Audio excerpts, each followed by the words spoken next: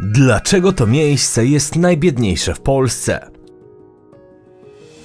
Na tle Europy polska gospodarka rosła w ostatnich latach bardzo szybko, dając się wyprzedzić tylko Irlandii. Ale nie wszyscy mieszkańcy zbierają owoce tego wzrostu w równym stopniu, a w naszym kraju jest kilka miejsc, które prawdopodobnie nigdy nie będą zamożne. Jeśli spojrzymy na ranking najbiedniejszych polskich miast, najgorszy dochód na mieszkańca ma mieć Łęczna w województwie lubelskim oraz Zgorzelec na Dolnym Śląsku z dochodem per capita 2134 zł i 62 grosze. Te dane nie zawsze oddają jednak realia, jakie panują w danym miejscu, ponieważ jeśli spojrzycie na te obie miejscowości, raczej nie wyglądają one źle. Osobiście nieraz widziałem miejsca, w których czas dosłownie się zatrzymał. Tutaj wcale nie jest aż tak źle, co dobrze pokazują te zdjęcia. Statystyka bywa okrutna, ponieważ wystarczy, że nie zostaje uwzględniona dana część społeczeństwa, która dochody czerpie z Niemiec, tak jak w przypadku Zgorzelca, i odpowiedź przychodzi sama. Województwo mazowieckie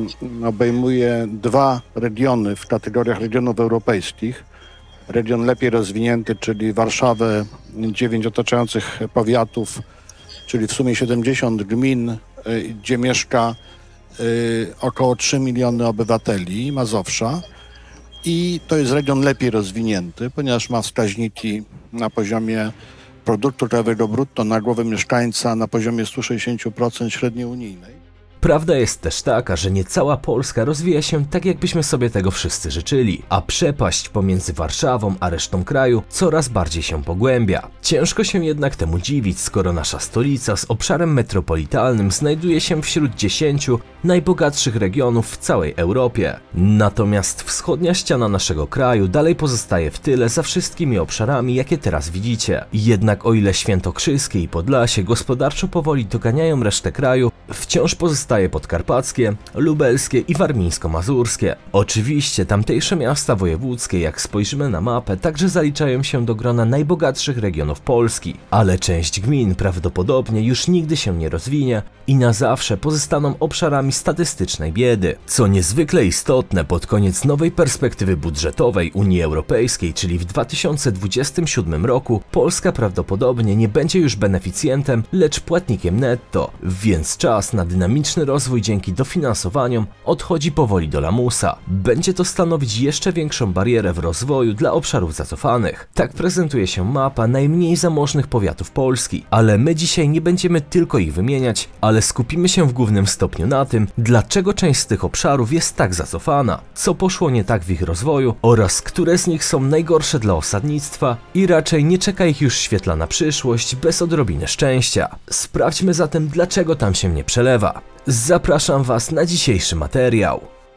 Słuchajcie, jeśli jeszcze nie odwiedziliście naszego sklepu globalista.pl, to wejdźcie i zobaczcie, co mamy, a na pewno znajdziecie coś dla siebie. Oprócz gry planszowej, którą ma już, o ile się nie mylę, ponad 15 000 z Was, znajdziecie też antyki, takie jak kilkudziesięcioletnie mapy czy stare pieniądze. Do tego produkowane przez nas plakaty w takich oto ozdobnych ramkach, ale też globusy i wiele innych. Natomiast co do gry, pamiętajcie, że nie jest to jakiś quiz, a gra, w której możecie stoczyć walkę na mapie z innymi graczami i to nawet 6 naraz. Na 2 mapach, konkretnie Europy i świata. Do tego jest mnóstwo unikalnych jednostek oraz funkcji, więc myślę, że się spodoba. Same elementy są zrobione z drewna, więc tym bardziej warto. Możecie już się powoli szykować na jedną z największych niespodzianek, jaką już szykujemy dla Was od roku. Ale co dokładnie się stanie, to dowiecie się niedługo. Ale będzie to coś naprawdę dużego i myślę, że będzie to jeden z największych projektów na polskim YouTubie. Ale wszystko w swoim czasie. Na ten moment zapraszamy na naszego Discorda, link macie w opisie. Także teraz czas na film. Aktualnie najlepszą mapą, która oddaje zasobność portfela Polaków, jest mapa siły nabywczej w naszym kraju, przygotowana przez GfK pod koniec 2021 roku. Uwzględnia ona zarówno PKB na mieszkańca, jak i możliwości zakupowe dzięki lokalnym zarobkom, a co za tym idzie, perspektywy rozwojowo-inwestycyjne. Na kolor ciemny niebieski zaznaczone zostały obszary najbiedniejsze w Polsce. Tych ma najwięcej znajdować się na wschodzie oraz częściowo w Polsce północno-centralnej, jak na przykład Kaszuby. Oczywiście najprostszą odpowiedzią w przypadku tego, dlaczego wschód jest nieco gorzej rozwinięty, to kwestia rozbiorów, które w przypadku tego rosyjskiego cechowały się słabą industrializacją. Zachód pod wpływami niemieckimi mógł liczyć na budowę nowych tras kolejowych, dróg, zakładów przemysłowych i wszystkiego, co determinowało rozwój. Jeśli nawet spojrzymy na mapę elektryfikacji polskiej wsi w 1958 roku, wnioski przychodzą same. To, co pozostało po Niemcach, dawało możliwość rozwoju dzięki lokalnej infrastrukturze. Nawet 90% gospodarstw na zachodzie miało prąd. Na wschodzie czasem było to mniej niż 30%.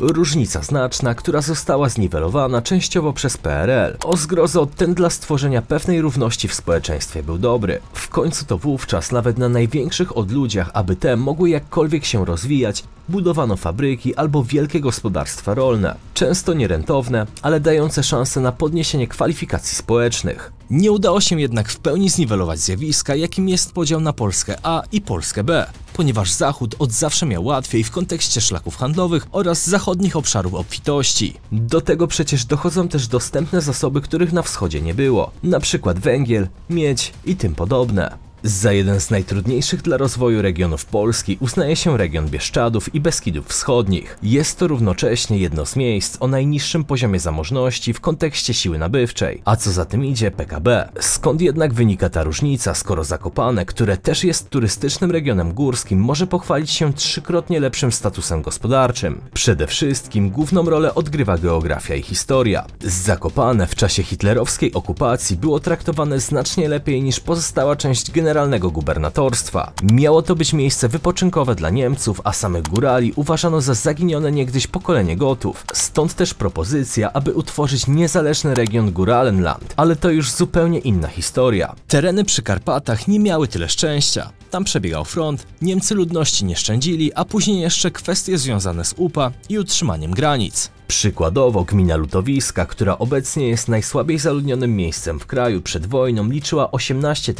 491 mieszkańców, a dziś niespełna 2000, ponieważ zniszczono tam niemal 95% zabudowań w wyniku działań wojennych, a resztę ludności przesiedlono. Dziś te tereny są jednymi z najbiedniejszych w Polsce, głównie z uwagi na geografię. Pomimo, że nieco dalej na północ znajdują się zasoby ropy naftowej, to ta nie oddziaływuje na to, co znajduje się na południu. Cały ten obszar położony jest wysoko nad poziomem morza, a nierówności w postaci gór i pagórków nie ułatwiają stworzenia tam odpowiedniej infrastruktury. Co gorsza, położone tam miejscowości otoczone są przez Karpaty, które utrudniają osadnictwo także na Ukrainie, przez co jest tam znacznie niższa gęstość zaludnienia oraz brak perspektyw w kontekście możliwego stworzenia potencjalnych szlaków handlowych. Ten cypelek Bieszczad znajduje się na samym środku najważniejszych europejskich dróg, a średnia odległość od każdej z nich to aż 70 km. Nie ma tam też ani jednej większej aglomeracji, która w przyszłości mogłaby stworzyć tam odpowiednią infrastrukturę dla handlu i turystyki. Dlatego nawet dziś, mówiąc wyjechać w Bieszczady, mamy na myśli wyjazd na prawdziwe odludzie. Sytuacji nie poprawia też sąsiedztwo Ukrainy, w której toczy się wojna, oraz najbiedniejszej części Słowacji. Jeśli spojrzymy też na mapę bezrobocia w Polsce i przybliżymy ją konkretnie analizując województwo podkarpackie, rysuje nam się klarowny obraz, że pobliże Karpat to też region z najwyższym poziomem bezrobocia w kraju. Niemniej los Bieszczad paradoksalnie nie jest jeszcze przesądzony. Jest tam zapora na Solinie oraz realizowana jest masa inwestycji turystycznych, a wraz z tym, jak wakacje nad morzem lub w górach w kontekście Zakopanego stają się luksusem, region Bieszczad w czasie może się jeszcze nieco wzbogacić. Jednak nigdy bez jakiejś nagłej zmiany, jak odkrycie wielkich zasobów złóż, nie będzie to najbogatsze, a nawet zamożne miejsce w rozumieniu całej Polski. W najgorszej sytuacji w skali kraju i obecnie najbardziej zacofanym regionem jest właśnie ten zaznaczony teraz na mapie obszar. W jego ramach możemy znaleźć część północnego Mazowsza,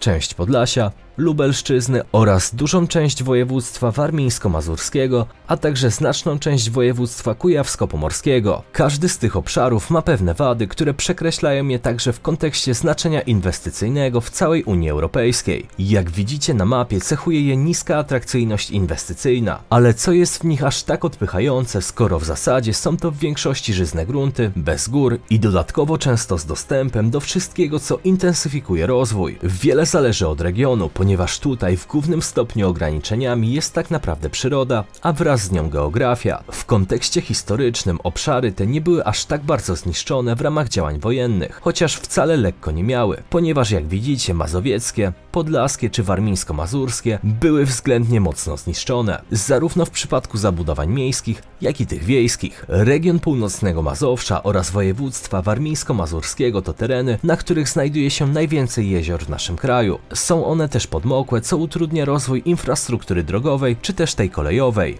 Wiele z tych obszarów to też obszary chronione z uwagi na walory przyrodnicze, co negatywnie wpływa na dostępność do przemysłu i wysokich technologii. Do tego dochodzi często dyskryminacja komunikacyjna i niskie zagęszczenie dróg. W pobliżu tych obszarów nie ma też możliwości rozwoju handlowego, ponieważ wszystko skupia się wokół Warszawy, a na północy są tylko niewielkie kraje bałtyckie, które cechuje niska gęstość zaludnienia, przez to brak perspektyw handlowych jak w przypadku Polski Zachodniej czy Południowej, która może prowadzić współpracę z Niemcami, Czechami czy Słowakami. Dodatkowo od wschodu jest autorytarna Białoruś, z którą też jako Polska nie współpracujemy w znaczący sposób. Znowuż patrząc na bezrobocie i najbiedniejsze gminy warmińsko-mazurskiego, to są one tymi, które bezpośrednio graniczą z Królewcem, który jest rosyjski, a to pogłębia gospodarczą zapaść tego regionu, ponieważ nie ma on możliwości zarobku na handlu i współpracy z zagranicą. Najważniejszym argumentem w tej analizie może być też mapa surowcowa Polski. Jeśli nałożymy ją na mapę najbogatszych regionów w naszym kraju, dość jasno ona pokazuje, że gdzie wydobywamy, tam zazwyczaj są pieniądze. To chyba nieodłączny element tego, co jest u nas zamożne. Pozostaje nam jednak wskazać, gdzie obecnie możemy znaleźć najbiedniejsze miejsce w kraju oraz które z nich faktycznie może być skazane na długoterminową porażkę z uwagi na brak perspektyw. Wierząc danym, najbiedniejszym miejscem w Polsce jest gmina Potok Górny z dochodami w wysokości 524 zł w przeliczeniu na jednego mieszkańca. Zajmuje ona 2477 miejsce w zestawieniu.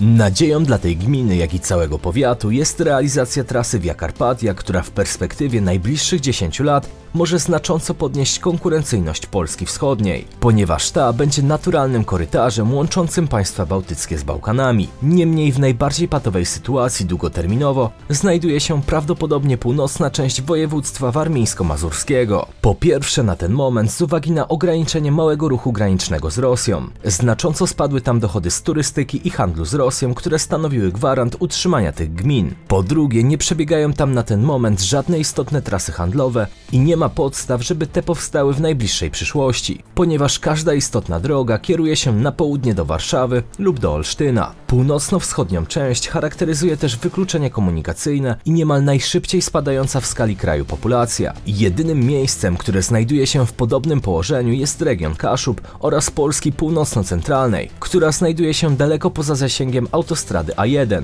Jednak region ten cechują walory turystyczne. Niemniej te nie rekompensują alienacji komunikacyjnej, niskich dochodów oraz pominięcia przez najważniejsze szlaki handlowe. Krótko mówiąc, w skali kraju za tereny najbardziej narażone na długotrwały brak rozwoju, a nawet ubożenie są te, które teraz zaznaczyłem na ekranie. Składa się na to wysoki poziom bezrobocia, niska wartość dochodów, niefortunne położenie oraz brak dużych ośrodków miejskich mogących przyciągać kapitał usługowo-przemysłowy. Niewykluczone jednak, że w przyszłości coś się zmieni. Jednak na ten moment zdaje się, że bez wsparcia programów rozwojowych te miejsca będą miały ciężej w porównaniu z resztą kraju. Dajcie znać, co sami na ten temat sądzicie. Z mojej strony to tyle na dziś. Trzymajcie się. Cześć!